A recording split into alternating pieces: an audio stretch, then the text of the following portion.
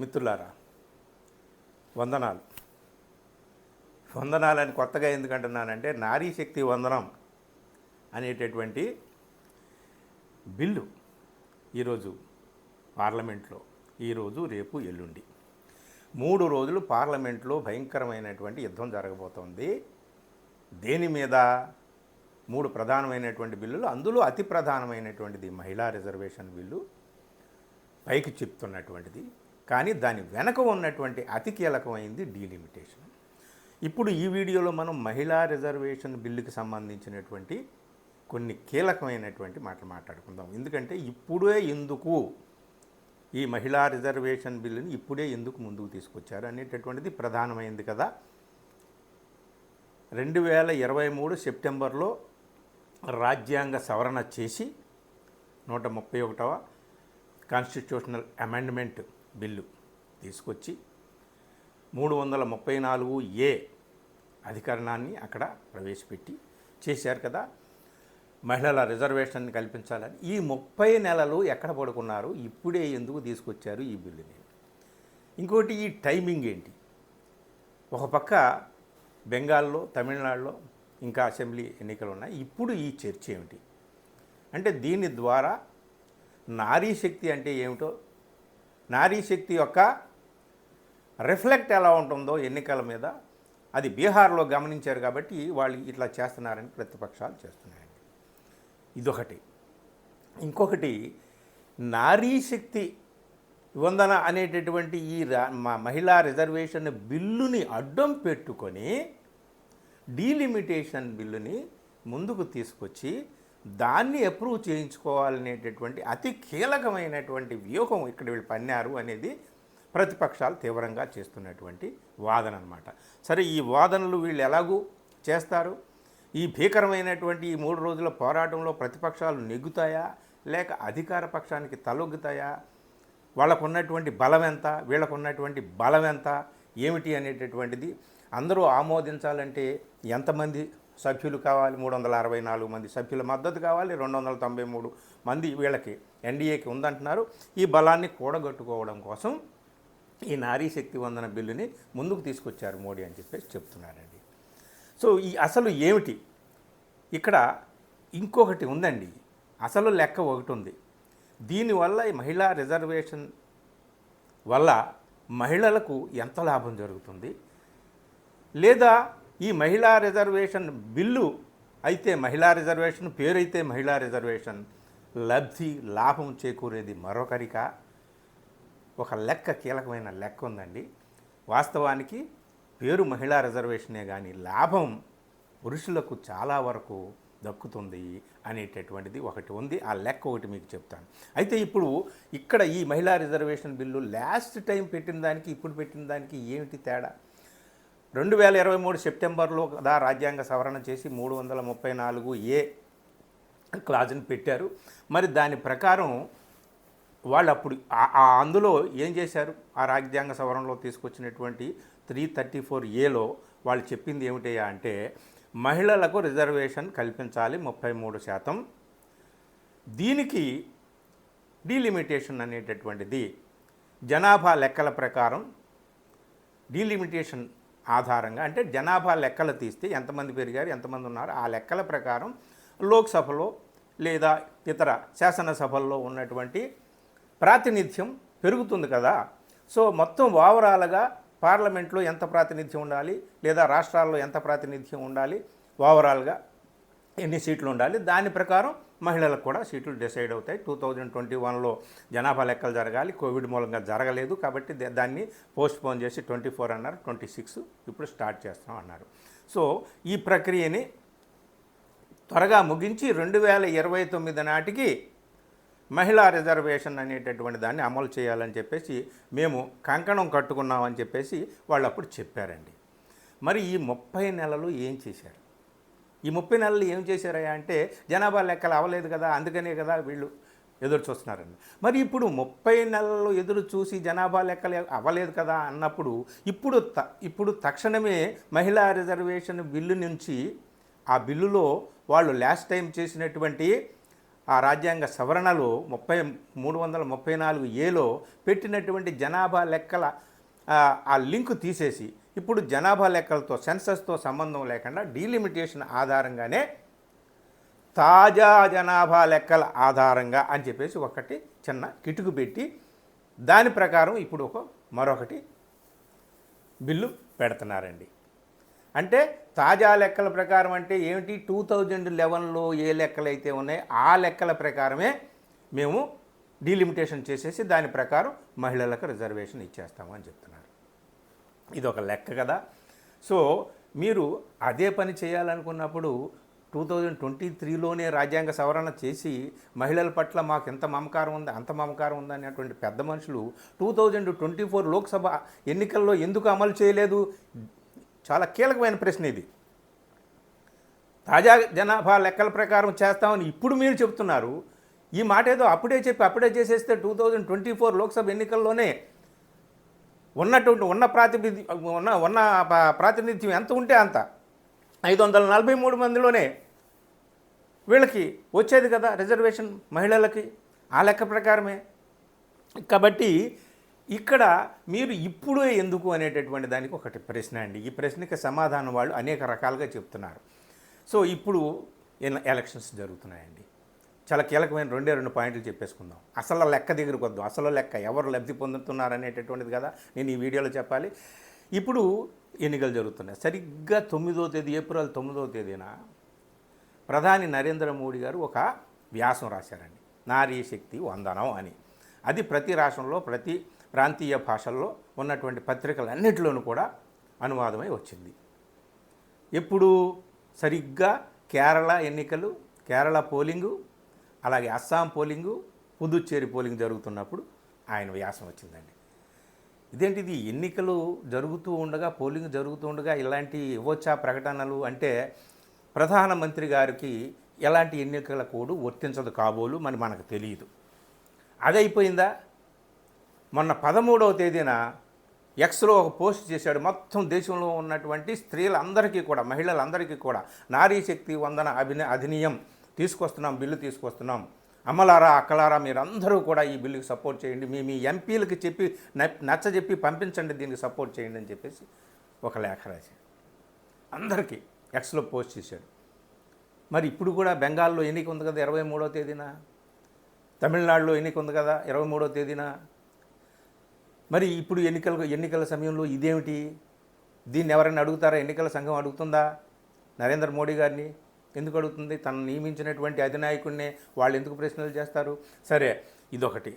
ఇప్పుడు ఎందుకు? ఇంకొకటి 14వ తేదీన ఢిల్లీలో నారీ శక్తి వందన సమ్మేళనం అని చెప్పేసి ఒకటి చేశారండి నరేంద్ర మోడీ గారు. ఇది దేశం అంతటికి కూడా మహిళలందరికీ కూడా విజ్ఞప్తి చేశాడండి. ఇప్పుడు 16, 17, 18 అర్జెంటుగా పార్లమెంట్ ఏది అసలు ఇప్పుడు అమెరికా వాడు, ఇజ్రాయెల్ వాడు ఇరాన్ మీద దాడి చేసేస్తున్నట్టు మన మీద ఎవరో దాడి చేసి మహిళలందరూ కూడా నరేంద్ర మోడీ మీద దాడి చేసేస్తున్నట్టుగా ఇక మనం ఊపిరి ఆడట్లేదు, ముందు అర్జెంటుగా ఈ బిల్లు పాస్ చేసేసేయాలి, ఏదో చేసేయాలని చెప్పి పెడుతున్నట్టుగా ఉంది.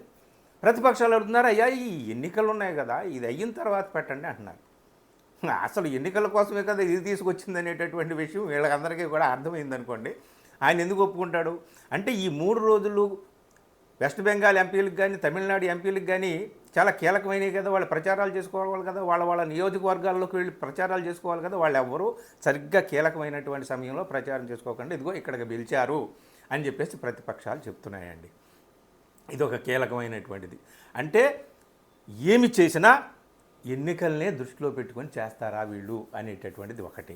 ఇంకొకటి, ఇప్పుడు తీసుకొస్తున్నటువంటి ఈ కొత్త సవరణ బిల్లు ఏదైతే, ఈ రాజ్యాంగ సవరణ బిల్లు ఏదైతే ఉందో మహిళా రిజర్వేషన్కి, దీంట్లో జనాభా లెక్కల సెన్సస్ని పక్కన పెట్టేసి మేము చేసేస్తాం అని అంటున్నారు. ఎలా చేసేస్తారంటే డీలిమిటేషన్, పాత జనాభా లెక్కలు అంటే 2011 జనాభా లెక్కల ఆధారంగా డీలిమిటేషన్ చేసి ఆ డీలిమిటేషన్ ఆధారంగా మహిళా బిల్లులు చేసేస్తామని అంటున్నారు. ఇది ఒక పెద్ద లిటిగేషన్ అనమాట. అంటే నువ్వు డీలిమిటేషన్ కూడా లింకు లేకుండా ప్రస్తుతం ఎన్ని చట్టసభల్లో ఎంత ప్రాతినిధ్యం ఉందో దాంట్లో 33% మహిళలకు ఇచ్చేస్తే గొడవ లేదు కదా. సో ఇప్పుడు ఏం చేస్తున్నారంటే తాజా జనాభా లెక్కల ప్రకారం, అంటే తాజా అంటే లేటెస్ట్, ఏది లేటెస్ట్ ఇప్పటి వరకు 2011 సెన్సస్సే లేటెస్ట్, దాని ప్రకారం చేస్తాను. అంటే ఇక్కడ నువ్వు మహిళా రిజర్వేషన్ బిల్లుని పాస్ చేయాలంటే డీలిమిటేషన్ అనేటటువంటి దాన్ని కూడా పాస్ చేయాలి. ఇప్పుడు 850 అవుతాయని చెప్తున్నారు. 850 ఏది 2011 జనాభా లెక్కల ప్రకారం ఓవరాల్గా లోక్సభలో 850 సీట్లు అవుతాయి. 50% పెరుగుతాయి రాష్ట్రాలకని చెప్పి కంటి తుడుపుగా చెబుతున్నారు. దీనివల్ల దక్షిణాది రాష్ట్రాలకు చాలా పెద్ద దెబ్బ పడుతుంది, చాలా నష్టం. ఇదొక విఘాతం, ఇది తీవ్రమైనటువంటి నష్టం కలుగజేస్తుంది దక్షిణాదికి. ఇది దక్షిణాది యుద్ధం ఇక మొదలు పెడుతుందని చెప్పేసి అటు స్టాలిన్ కానీ, రేవంత్ రెడ్డి కానీ, సిద్ధరామయ్య కానీ, విజయన్ కానీ అందరూ కూడా ఇక నడుం బిగించారు. ఏం జరుగుతుందో మనం చూడాలి. ఇక్కడ మోడల్ వేరేగా చెబుతున్నారు. మీరు జనాభా ప్రాతిపదికనే చూసుకుంటే విపరీతంగా జనాభాని కనేసినటువంటి ఉత్తరాది రాష్ట్రాలకి జనాభాని కంట్రోల్ చేసి ఎడ్యుకేషన్, హెల్త్ విషయంలో చాలా అభివృద్ధి సాధించినటువంటి రాష్ట్రాలకి పోటీ పెడతారేంటి? సో జనాభా లెక్కల ప్రకారం చూస్తే మేము చాలా నష్టపోతాము అని చెప్పేసి దక్షిణాది వారు చెప్తున్నారండి. కాబట్టి ఇక్కడ ఇంకొక ఫార్ములా, కొత్త ఫార్ములా రేవంత్ రెడ్డి ఒక ఫార్ములా చెప్పాడు. ఆ ఫార్ములా ఏమిటి అంటే జనాభా ప్రాతిపదికన 50%, అభివృద్ధి ప్రాతిపదికన ఒక 50% పెంచండి, అప్పుడు మాకు సీట్లు పెరుగుతాయి అని చెప్పేసి చెప్తున్నాడు. సో ఈ విధంగా చూసుకుంటే మీకు ఒక లెక్క చెప్తానండి. ఆ లెక్క ఏమిటి అంటే ఒక చిన్న లెక్క చూడండి. ఈ ప్రస్తుతం ఉన్నటువంటి లెక్క ప్రకారం 543లో 130 ఉన్నాయి మనకి సదరన్ స్టేట్స్కి ఉన్నటువంటి బలం. ఇప్పుడు 850 చేస్తే 303 అవుతాయి. లేదు పాపులేషన్ చూసుకుంటే 203 అవుతాయి. 850 చూస్తే దక్షిణాది సీట్లు 203 అవుతాయి 850 ప్రకారం. అలాగే జనాభా లెక్కల ప్రకారం కానీ చూస్తే 166 అవుతాయి. 130 నుంచి 166 అంటే 30 సీట్లు పెరుగుతాయి అన్నట్టుగా వస్తుంది. కేవలం ఇది సగం కూడా లేదు. దేంట్లో సగం కూడా లేదు? ఉత్తరప్రదేశ్, గుజరాత్, రాజస్థాన్, మధ్యప్రదేశ్, బీహార్ ఈ 5 రాష్ట్రాలతో సంఖ్యతో పోల్చుకుంటే, 5 రాష్ట్రాల సంఖ్యతో పోల్చుకుంటే పెరిగేటటువంటి సంఖ్య వాళ్ళది 313 అయితే మనది కేవలం 203 మాత్రమే ఉంటుంది. అంటే 166 మాత్రమే ఉంటుంది జనాభా లెక్కల ప్రకారం అనేటటువంటిది ఇది ఒక లెక్క అండి. సో ఈ లెక్కని ఇలా ఉంచుదాము. ఇంకొకటి ఏమిటి అంటే మీకు లెక్క, అతి కీలకమైనటువంటి లెక్క ఒకటి చెప్తాను నేను. అసలు లెక్క ఇందులో ఉన్నటువంటి తిరకాసు ఏమిటయ్యా అంటే మహిళల రిజర్వేషన్ 33% వాళ్ళకి సంఖ్య పెరుగుతుంది అని చెప్పేసి అంత బల్లగుద్ది చెప్తున్నారు కదా నరేంద్ర మోడీ. ఇందులో 543 అనుకోండి, 543లో 33% తీస్తే మహిళలకు వచ్చేటటువంటి సంఖ్య ఎంత? 181 అవుతుంది. అదే రేషియోలో పురుషుల సంఖ్య ఎంత పెరుగుతుంది? పురుషుల సంఖ్య ఎంత ఉంటుంది? 362 మాత్రమే ఉంటుందండి యాక్చువల్గా. అంటే ఇప్పుడు ప్రజెంట్ ఉన్నటువంటి సంఖ్యలోనే 33% రిజర్వేషన్ మహిళలకు ఇచ్చేస్తే మహిళల సంఖ్య 181 కావాలి, పురుషుల సంఖ్య 362 అవుతుంది. అదే 850 అనుకోండి, అప్పుడు మహిళల సంఖ్య 283 అవుతుంది. 283, 181 నుంచి 283 అవుతుంది. పురుషుల సంఖ్య 566 అవుతుందండి. అంటే పెరిగిన రేషియో చూడండి.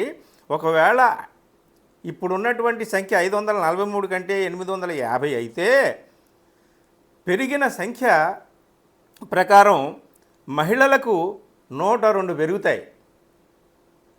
181 అవుతాయి అనుకుంటున్నాం కదా ప్రస్తుతం ఉన్నటువంటి సంఖ్య ప్రకారం. అదే 850 అయితే 102 అదనంగా వస్తాయి. కానీ పురుషులకు 205 పెరుగుతాయి. అంటే డబల్ అన్నమాట. మహిళలకు పెరిగేటటువంటి దానికంటే కూడా పురుషుల సంఖ్య పెరుగుతుంది. అంటే దీన్ని బట్టి నారీ శక్తి వందనం అని తీసుకొచ్చేటటువంటి ఈ రిజర్వేషను వల్ల నిజంగా లబ్ధి పొందుతున్నటువంటిది స్త్రీలేనా, లేదా లబ్ధి పొందుతున్నటువంటిది పురుషుల? అంటే పురుషులకు బాగా ఎక్కువ లాభం చేకూరుతుంది దీంట్లో.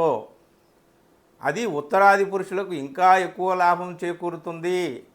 ఇదండి ఈ ఓవరాల్ మతలబులో ఉన్నటువంటి అంటే ఆకాశంలో సగం అని మనం ఎన్ని గొప్పలు చెప్పుకున్నప్పటికీ కూడా మహిళలకు జరిగేటటువంటిది ఒరిగేటటువంటిది ఇది.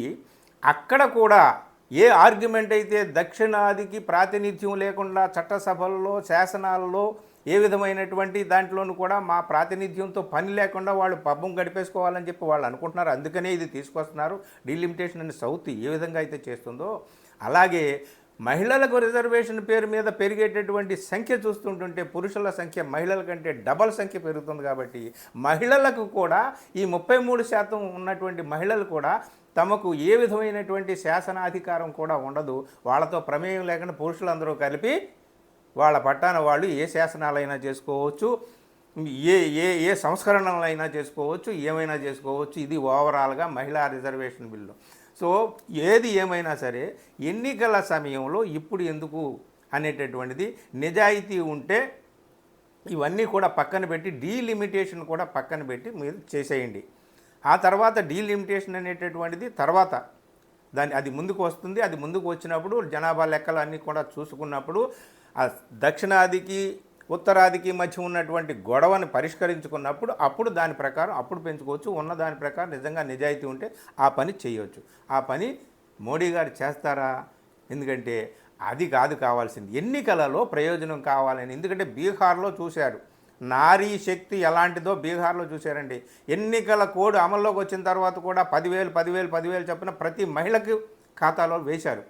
దెబ్బకి ప్రతి మహిళ గుద్ది అవతల పాడేసింది బీజేపీకి, అలాగే ఎన్డీఏ కూటమిలో ఉన్నటువంటి వాళ్ళందరికీ. సో మహిళా శక్తి ఇదన్నమాట అని చెప్పి ఇప్పుడు మహిళా రిజర్వేషన్ అని చెప్తే ఈ ఎన్నికల్లో కూడా ఎట్టి పరిస్థితుల్లో బెంగాల్లో ఏ విధంగా చూసినా సరే బెంగాల్లో అధికారం చేజిక్కించుకోవాలనేటటువంటిదే కీలకమైనటువంటి లక్ష్యం.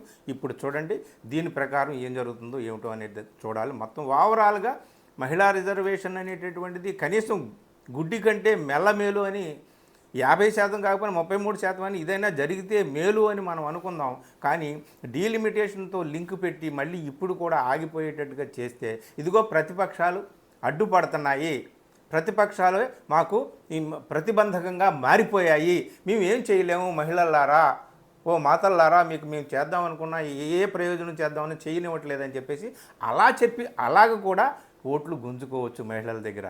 అంటే అటు లాభమే ఇటు లాభమే ఎటు చూసినా. సో మహిళా రిజర్వేషన్ బిల్లులో ఇంత కిటుకు ఉంది. మరి ఇప్పుడు ఏం జరుగుతుంది, ప్రతిపక్షాలు దీన్ని ఏ విధంగా ఎదుర్కొంటాయి ఏంటి అనేది మనం చూడాలి. మిత్రులారా, ఈ మాటలు, నా వ్యాఖ్యలు, ఈ వీడియో మీకు నచ్చితే మిత్రులకు షేర్ చేయండి. Thank you.